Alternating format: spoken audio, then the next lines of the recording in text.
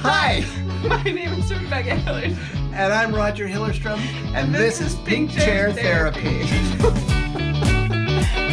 Rugged though it be here.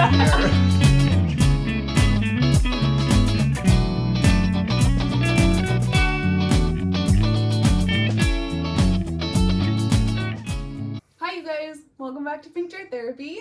So bouncing off of our last episode that we did on our visual memories versus our emotional memories, there was a couple times where we kind of held off from going down rabbit holes, as we called them.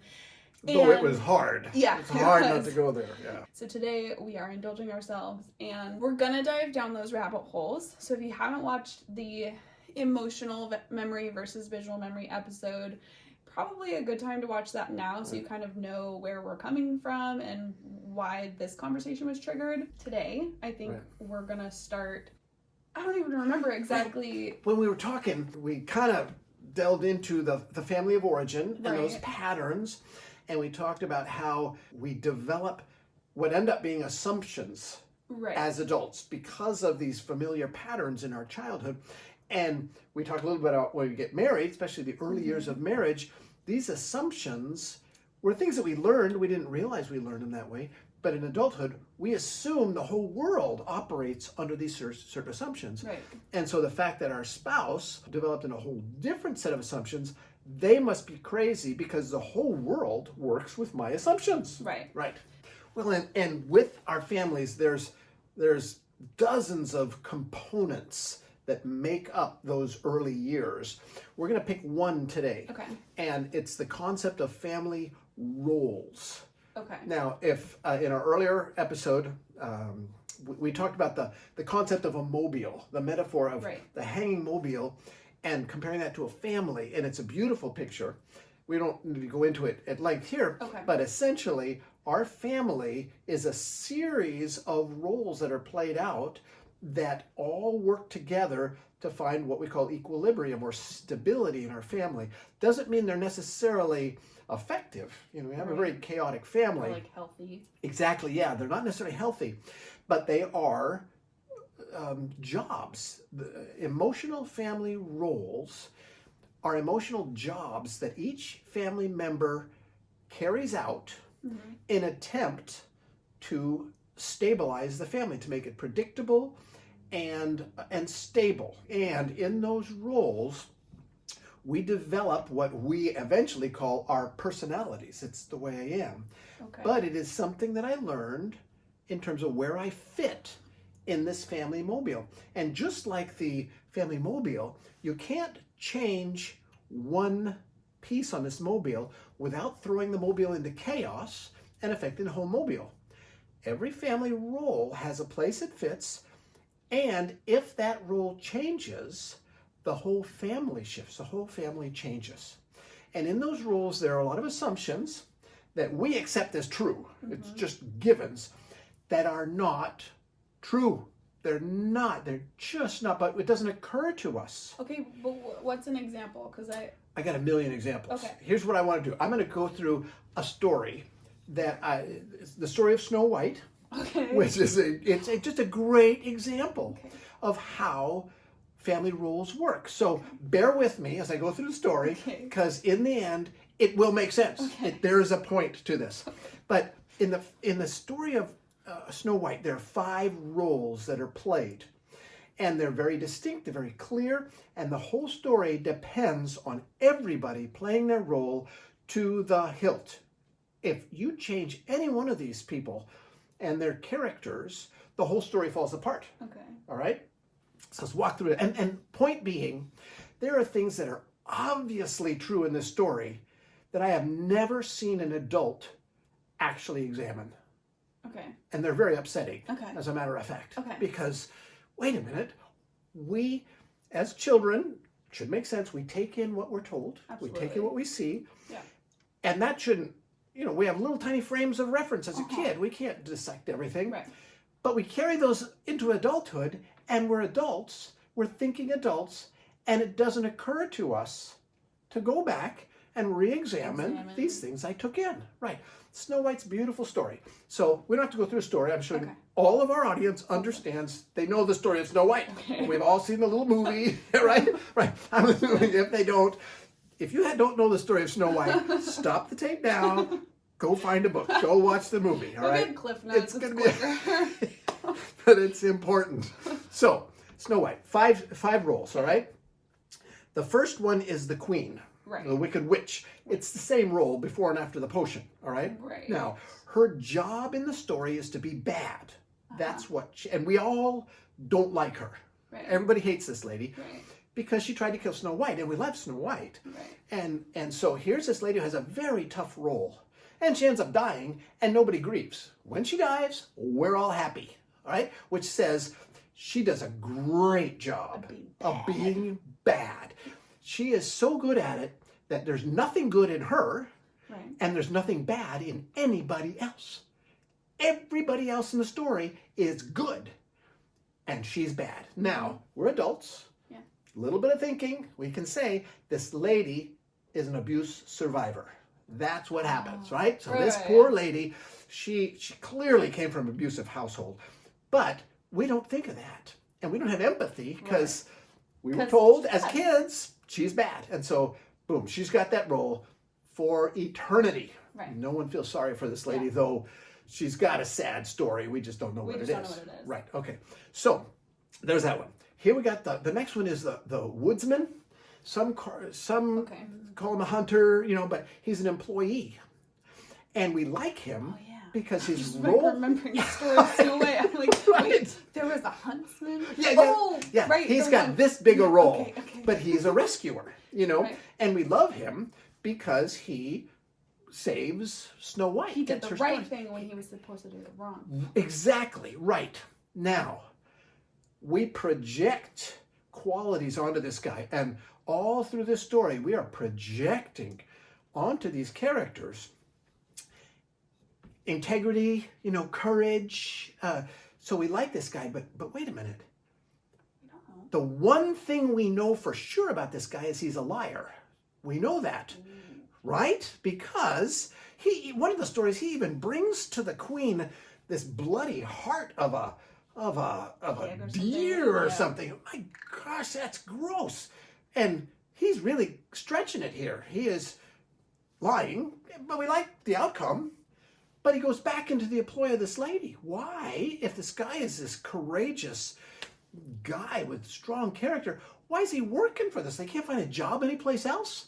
I mean, if he's competent at all, there's other places he can work. Codependent. He is codependent, right. He is a slippery character. If there's one thing we know about this hunter, you can't trust him, all right? Yeah. But who thinks of that? Right. He saved her. That's good. He gets off the hook. We don't examine this guy any further, all right? Now, let's go to Snow White. Snow White is a very interesting character. Her role is a victim. She is definitely a victim. Mm-hmm. We project qualities of purity and innocence, etc. She doesn't demonstrate any of that. Matter of fact, she demonstrates some very, very dark characters, but we don't think of it. See, the look on your face says you've never thought of this before. No. That's true. A lot of our audience say the same thing. What? Yeah, but so her job is to be the focus of everyone else's attention. That's what she does. She does nothing of substance in this whole story. Now, she does clean the cabin. She cleans that little cottage. She also sings to animals. Well, yeah. But this story is intact even without those things. Yeah. All she needs to do is be passive. That's what she is. She is passive. And we project the good things onto her. Think about this. Here's a gal who thinks absolutely nothing of moving into a shack in the woods with 7 guys she has never met before. Oh, yeah. You've already think, wait a minute. That doesn't come out of no place. What is that? There's so much we could do with this. You can see it's bubbling out of me. Now I know why I wasn't allowed to watch this when I was a kid. Yeah, because I'm thinking, wait a minute. Is there in any little village nearby, there's no grandma, there's no widow, nobody who can put her up? Just these 7 guys who are really odd to begin with, but in she moves, and nobody questions her morality. Do you follow me? This is, and I'm thinking about these 7 guys. Who are they? Where did they come from? What are they doing in the middle of the woods? You remember what they did for a living? No. Diamond mine. They had a diamond mine. Wait a minute. There's 7 guys dealing in precious gems. They are dealing with some pretty serious numbers, and they live in poverty, squalor, and isolation, middle of no place. Hello? Anybody watching this? This is, something is off. This doesn't add up. And here's this gal who's going to move in with these guys. No questions asked. Please, somebody raise your hand if you think this is a good idea. This is not a good idea. This is not going to end well. Okay. You can see it from the beginning. Oh, yeah, absolutely. But we don't think about it because, hey, she got away from the queen, and here's these 7 guys putting her up, No. And so she's the victim. Her only job is to be a focus of everyone else's attention. She does that very, very well. She does it by being passive. Right? Now we got these dwarves. These guys are slippery. But they're so cute. That's it. They get away with a lot because they're cute. Here we have these 7 guys who are going through money somehow. Yeah, we can talk about that a little later because I got some ideas. But however that works, also these 7 guys who no one seems to question, they're taken in this attractive young woman in this rundown, filthy little shack in the woods, and no one questions their morality or their motives. Wait a minute. These guys may be little and cute, but they're not children, And so, wait a minute. This does not look good. And when you look at them, you got Doc. Oh my gosh. I know. Doc is old, but they're not all old. And so you got little Dopey. Well, he looks pretty young, but he's got some kind of learning disability. For heaven's sakes, is anybody helping this guy? Nobody's. These guys aren't watching out. They just kind of drag him around everywhere he goes. I'm telling you what, this is something out of Deliverance. I'm telling you what, this is not good. No. I'm telling you what, if I ever see Dopey with a banjo, I'm calling somebody. Oh my gosh. Yeah. No, I'll call 60 Minutes. I call CPS. Get somebody out there. This is not good. Somebody needs to do something here, But again, nobody's really paying attention to this stuff, And I'm not making this up. It's always been there. It's always been there, right? Now, Prince Charming. Oh my gosh, this guy is a piece of work. This guy, we really need to pay attention to this guy. Because I've seen this story on the news. I know, exactly. Because I'm thinking, here's this guy that, again, we project things onto him. Courage and integrity. But wait a minute. Because he's a rescuer and But again, this isn't what's happening here. Right. Here's this guy, shows up after all danger is gone. The only danger in the story is this queen, and she's dead before he shows up. Where was he when he could have saved the day? We still think he saves the day. He doesn't save the day. He comes up after all danger is gone. He makes sexual advances to a sleeping woman he has never met. Police. No. Somebody needs to call this guy on. So he puts this gal on his horse. Off they go to the castle. If anybody cares for Snow White, they're watching this guy. And nobody is. Nobody's watching this guy. Now, this guy is a sexual addict, clearly. He's got all the symptoms of sexual addict, which we know that doesn't develop overnight. Right. You know what he was doing? What he was doing when that witch was passing out these apples, he was chasing Sleeping Beauty, because he's done this before. And this is what happens. I'm telling you what, they get to the castle. Sleeping Beauty's already there. This does not end well. This is not a happy story, except they stop the cameras. Off they get to that castle. This is not good. And so somebody needs to deal with this guy because he is not someone to admire. And don't even get me started on that thing with Cinderella, because this guy he has done this before. This is part of a pattern. Glass slipper, give me a break. This guy is not a prince. And every little girl in our culture wants to grow up and marry this guy. He's slimy. Don't trust him. Now, take a deep breath. Now that you'll never enjoy that story again. None of our listeners will enjoy the story again. Yeah. And now I'll wait for the lawsuits from Disney, when they get that to me, because this is, but. No, they're going to come out with a new, no. Right. But here's the deal. So we look at this, and the stuff that I point out, while I elaborate on a little bit, it's always been there. Right. And I have told this little ditty. I mean, I wrote about it in one of my books. I have talked to, literally over the last 20 years, thousands of people tell this little story because of the point that I'm going to make. I have never, ever had an adult come up to me and say, you know, that's always bothered me about that story. It doesn't occur to us. And it doesn't occur to us because we were taught something very clearly as children.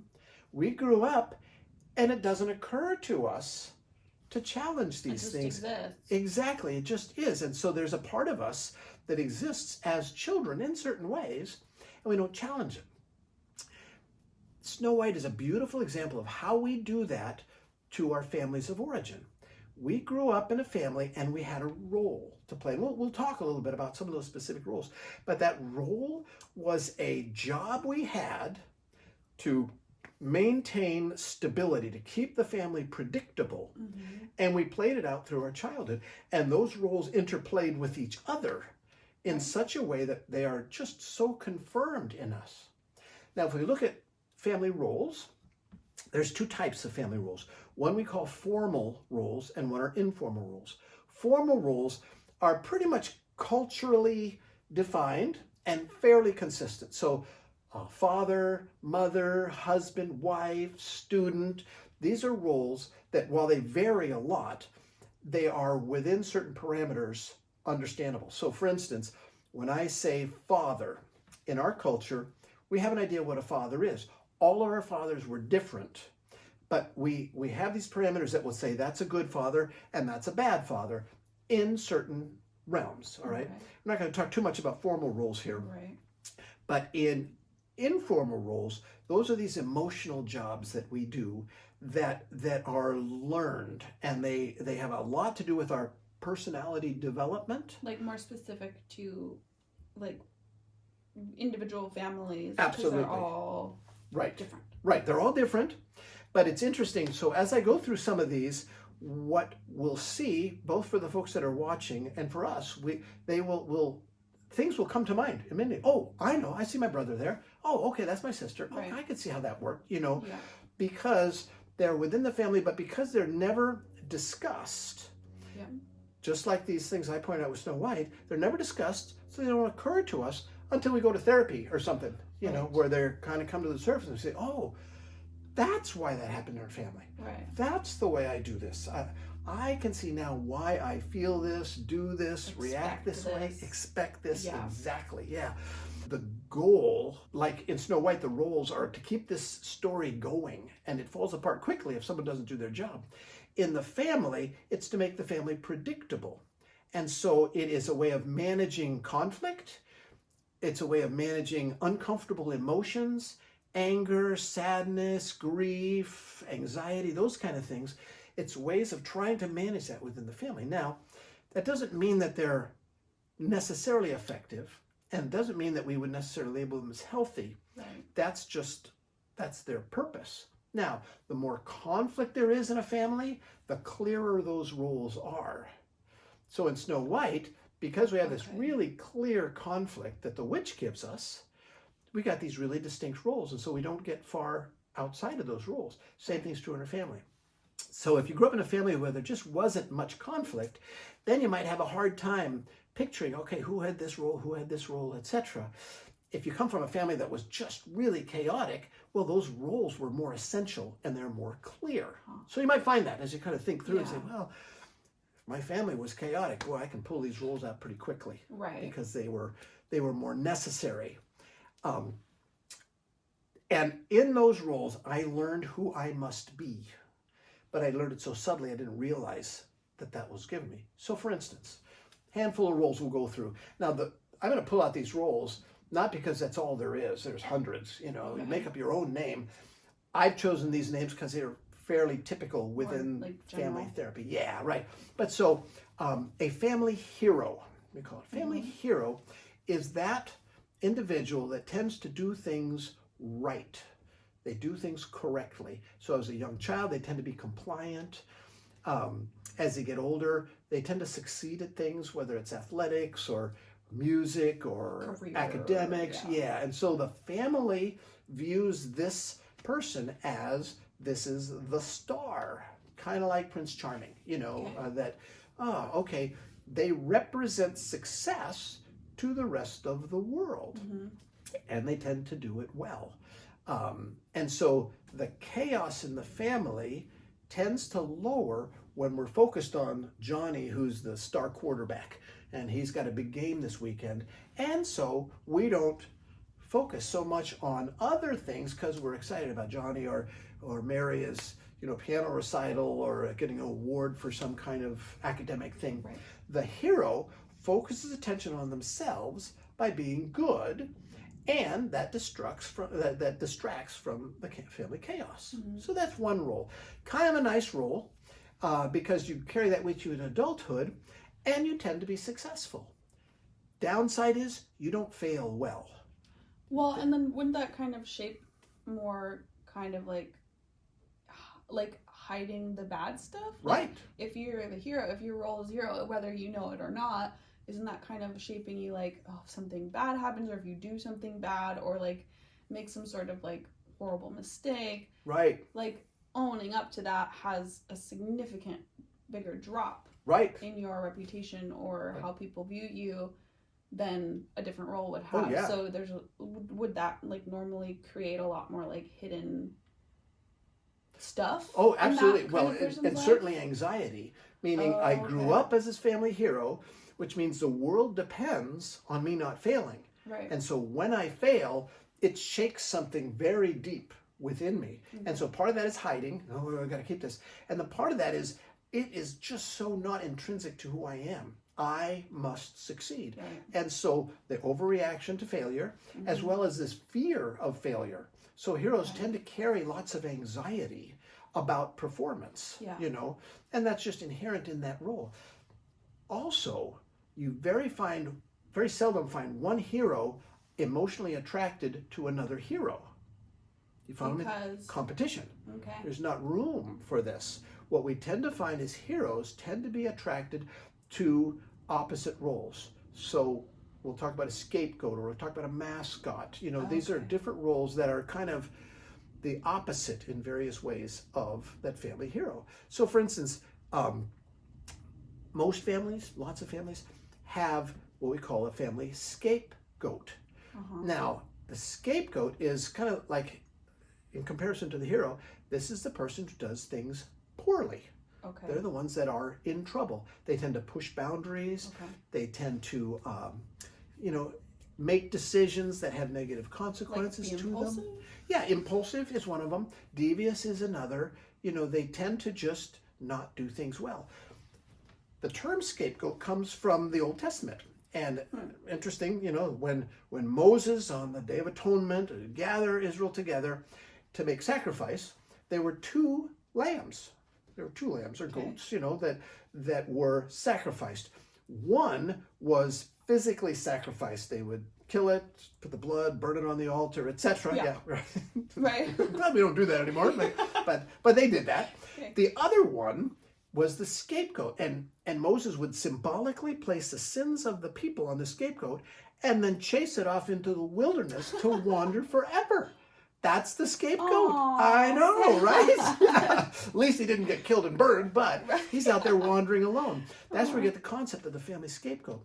That scapegoat gets attention on themselves by doing the wrong thing. Like carrying weight. Exactly. Now, here's a great little example. I have just, from years ago, I was seeing a couple that, because we wonder about how do these things, develop. Right. Heroes tend to be firstborn kids. Not always, but often they're firstborn kids, and so they just learn to, be a little adult and do things right, and they grow up that way. Interesting thing about roles, there's no room for two of the same role in the same family, unless the birth order has a gap in it. We can talk about that when we go down that rabbit hole, But anyway, so here's this couple I saw a number of years ago.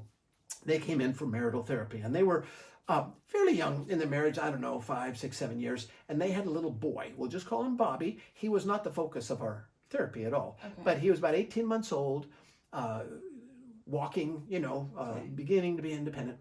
And here's this couple, nice couple, but lots of conflict. Both very strong-willed, lots of conflict. And they came in to deal with their conflict. Okay. And it was a very slow process. Both very well-defended, very distanced, etc. It was a very slow process. But they were very invested in being parents. Okay. They read all the books, they went to the seminars, they were really working on, we're going to be the best parents we can for Bobby, all right? Somewhere along the line, it kind of came up in our sessions, they made an observation, all right? Bobby was a compliant kid. He obeyed, and they had lots of interaction, good reasons for that, except when tensions started to rise in the family. And I forget, one of them noticed that, when our voices start to get loud, when we get tense, little Bobby inevitably does something that's naughty. He'll climb up on the kitchen counter, he'll pull something off a table, he will do something that he knows he doesn't do normally, but he does that. And what do mom and dad do? They stop their conflict, they go deal with Bobby, they do all the things they're supposed to do, they talk to him, they explain to him, they maybe slap his little fingers or whatever, and then they hug him, and they don't get back to their conflict. Wow. That little boy is sharp, as all little kids are. Yeah. He learned that for this family to be stable, I need to be in trouble. This is a budding young scapegoat in a family that's not deeply troubled. Right. But there's this role developing. By the time he's an adolescent... Oh my gosh, I just got literal goosebumps. Yeah, right. Oh my gosh. Yeah. By the time this kid's an adolescent, this is going to be ingrained, and we're all going to say, what went wrong? You know? But wait a minute. No, he learned something about survival. Yeah. And so, nice thing for this couple is because they were so invested in that parental role, they changed things. We started putting that on the table, and wait a minute, for our son to be healthy, we better do business with each other. My gosh. And they begin to change. There's a goosebumps. We began to change. They began to change what resolution looks like, how they express tension, whether they would allow him to intervene or not. And if he did, then we get back to our conflict. So this kid can begin to internalize the fact that the world does not depend on him. Yeah. He does not need to resolve anything for us as parents. But that's the subtle way these roles develop over time in lots and lots of ways. And so we have the scapegoat, which is a tough role because the scapegoat grows up into adulthood seeing themselves as a failure waiting to happen. And they tend to play that out. Right. And they tend to have very low self-esteem, tend to be very, very self-critical. They anticipate themselves as being in trouble because that's their role. Right. And they learn that in order to maintain some kind of stability in this home. Another family role is a rescuer or a mediator is another word we would use. And typically that's a kid that tends to get entrenched in other people's conflicts. You know, they whether it's siblings or even mom or dad or whatever, they had developed a role of being someone with insight who then resolves things for the rest of the family, you know? Now, you got a question? Well, I'm wondering if the hero and the mediator can sometimes be the same person. Oh, absolutely. Okay. Like I say, I'm looking at these kind of generally and kind of pull out these terms. Yeah. What I would say to all of our listeners is just take these as patterns and themes, not exclusive. Yeah. And so, you know, there's a lot of overlap between a mediator, a rescuer, a hero, etc. You might find them more distinct in different families depending on how much dysfunction there is in the family. Yeah. But the mediator tends to not just do things well the way a hero does. They are in the middle of things. Right. Yeah. Now, again, that there's a lot of control kind of fixed into that. But also, this mediator will grow up as an adult that they do not have a role in a relationship if that relationship isn't troubled. That's their job. It's how they identify themselves. Yeah, right. And so I see some light bulbs going off. Yeah. Because then you see mediators typically being emotionally attracted to very heavily conflicted people because that's how they survive. That's how that's their role. Their worth. That's what their worth is in life. Absolutely. Fixing people. Well, and you know, one of the interesting things as we look at these roles is we tend to be attracted to people who let us play out familiar roles because we know how that works. And so you tend to find these roles being reflected in others. Like, for instance, another role is what we call a lieutenant. Well, a lieutenant and a hero also, there's some overlap here, but this is a child that tends to be a mirror of mom and dad. They tend to be second in control. That's why I call it lieutenant. They tend to carry out the roles of mom and dad. Usually it's an older sibling with younger siblings, and then they are given the job, watch your brothers and sisters, etc. And so, again, exactly, yeah. Well, lieutenants, they get a lot of accolades for being in charge of other people. So they grow up with a lot of compulsion towards being in control, a lot of hypervigilance in terms of what's right and what's wrong and who should be doing what. But they also tend to be attracted to people who are looking for someone to make their lives work well. And this is the type of thing that tends to come out early on in marriage as betrayal. Wait a minute, you were never like that before we were married. Wait a minute, when we dated, courtship isn't a great reflection of what marriage is going to be like. And so that's what we tend to see is we see lieutenants and scapegoats tending to come together because they know how that role works. Yes. Another role is mascot. Mascot is Snow White. Snow White is the mascot of this. Mascots often are younger, last-born kids who are very cute, kind of like the dwarves, and they overlook a lot with these dwarves just because they're cute, But the mascot gets attention just for being there, and so they tend to be comfortable with that role. They tend to be on stage. They tend to be very gregarious, etc. They also tend to be irresponsible. They tend to give away responsibility, give away authority, where the lieutenants, the heroes, lieutenants mainly, they tend to be magnets for authority. They tend to be very comfortable in telling other people what to do. Mascots tend to be very comfortable being told what to do. Again, none of these roles are good or bad, right or wrong. They're not talking about moral things. We're talking about tendencies. Learned. Right. But in adulthood, we say, this is just the way I am. This is my personality. I've always been this way. I feel personally attacked, Dad. I grew up as a mascot, very clearly. I'm last born. Everyone in my family is firstborn. Another one of these rabbit holes we're going to go through is birth order, because it's very interesting. But it is so interesting because I look at my personality traits and how that works, and absolutely, I was the focus of attention. I was very gregarious, lots and lots of friends. I was a comedian as a kid, and I could see how that was reinforced in my family very, very well. But my dad, my mom, and my sister, all firstborns. And so, boy, this fit me well. And I certainly couldn't compete in that arena. And so I took the opposite role.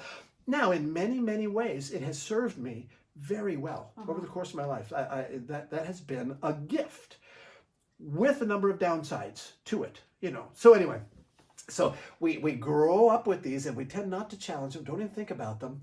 We're attracted to people who play out the opposite roles, and we just take it on as it's my personality. Now, the good news is, because these roles are learned, they're not in our DNA, they are modeled and reinforced, that means they can be unlearned. They can be modified. I'm not stuck with this role. Absolutely. If that were not true, I would be in a very depressing profession, because no, we are capable of change. But like a lot of these rabbit holes will go down, it doesn't occur to us that we can change them, so we don't move against them, kind of like the Snow White story. But you go to therapy, you work with a family therapist, this stuff comes to the surface, and now we can make some different decisions. Now, those decisions inevitably will create anxiety in me, because when I start playing out a different role, I need to be really convinced that this is what needs to happen in my life, because it's going to be labor. It's going to make me feel insecure. I'm going to have to be doing things that are contrary to what I've always done, and have success as a target and be able to measure that success. Now, interesting thing about these roles, they are changeable. One, like we're talking now, they're changeable by conscious, purposeful effort. that we can do. But there's other things that change these roles too. Like, for instance, if we look at these formal roles, you know, daughter, son, mom, dad. In our culture, and probably in most cultures, there are formal announcements and celebrations for role changes. A marriage is a role change. I am moving from being a son to being a husband. Not that I stop being a son, but I'm going to have to be a different son now that I am also a husband. You know, wife, graduate, you know, there are these announcements that now the world is different for this person, all right? Now, while we don't have celebrations for role changes, emotional role changes, they do change, but they usually change through crisis and trauma. So when there is a death in the family, typically there is a shift in roles. So if you got a firstborn hero and a secondborn scapegoat, and that firstborn dies, that opens up a role that there is now no more competition. Matter of fact, there's a hole in this family. And so it's not unusual, you know, if you're watching for it, to see, so you got a firstborn, you know, hero that dies, give it a year or two, and you may very well see, it's not unusual to see that scapegoat begin to change and take on responsibility. Yeah. And not necessarily conscious, you know, but it tends to evolve. The family needs to continue functioning.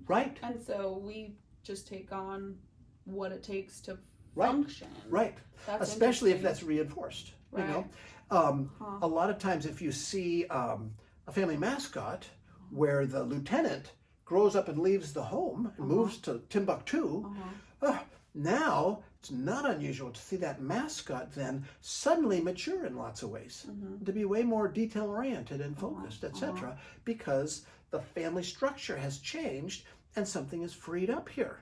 And so these roles do change, but they don't change passively. They change because something in the structure of the family has changed, like a divorce. A divorce changes the family structure, and roles tend to shift, you know. So I have a question about more forceful change. Like, not necessarily like a natural change, like a divorce or a death or something like that. But so if you're, let's say, in marriage therapy or, you know, whatever, and you're realizing these roles that you play that you've always played and you want to change. Let's say, what was the second role that you brought up? Scapegoat? No, third role. Lieutenant? Second in command, bossy, authority. Who did you say was the one that can, like, typically will be attracted to relationships where they have to always be fixing something? Well, like a rescuer or a mediator? Mediator. So if a mediator is part of the couple and the mediator is realizing I'm a mediator and I need to change or whatever. But you said that mediators are the ones who kind of derive worth from fixing people. And so for not asking for anyone in particular, how, when a mediator or someone who plays that role generally like finds worth in fixing someone, how do you successfully change those habits without having that like positive reinforcement that comes when you successfully help or fix someone or their problems, etc., etc.? Like how do you actually forcefully change those things without positive reinforcement? How does that come? Like, how does that come about, that change? Okay, that's a great question. That's a rabbit hole all of its own, but we'll try to summarize and we'll catch up more later. First off, you have to be really convinced that this needs to change, especially for a nice role like a mediator or a hero, you know, because there's so much reinforcement. And that may come, and you say, like, they're in marriage counseling. And the interesting thing about these roles is we tend to be attracted to people who let us play out our familiar roles. So a mediator tends to be emotionally attracted to troubled folks who are looking for someone to fix. And so that mediator has to be able to see that, I help keep this relationship unhealthy by my role. So you got to first of all be convinced of that. Then with that mediator needs to be able to recognize how I rescue, solve, fix, etc. And I need to replace it with something else. if I'm going to stop it.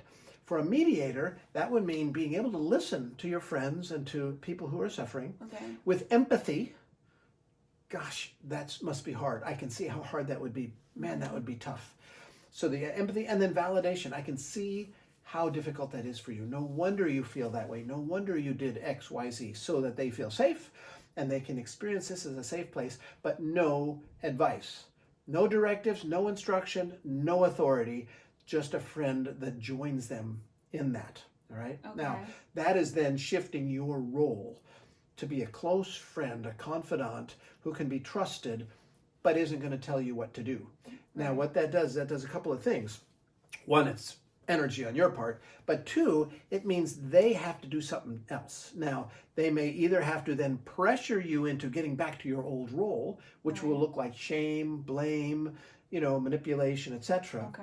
Or they're going to have to find something else, either within themselves, which then you can reinforce. Find another mediator. Find another mediator, right. Which then, that might be hard because then they may be less and less invested in a relationship with you, or they may then start coming up with things themselves, which puts you in a place where you can, again, validate, empathize, reinforce, etc. If they choose someone else, that might be hard for you because then that's one form of you being scapegoated, where what they will say is, well, no, I no longer have use for you. You need to go out into the outer darkness, into the wilderness. Losing a friend. Right. Losing a relationship. Right. Yeah. But because you've recognized that this is completely unhealthy and it needs to change and you're changing and this other person just can't change. Right. Exactly. Okay, but then what about in like a marriage or life partnership type of relationship? Because that's different. Like, you can't just be like, not doing it. Right. But well, you have to. You can. Yeah, right. No, you can say, no, I'm no longer going to do that. Whether you said externally or just begin changing. But you can do that in love. You can do that by saying, I need to change this. It's not healthy for us. The other person may accept it, may not.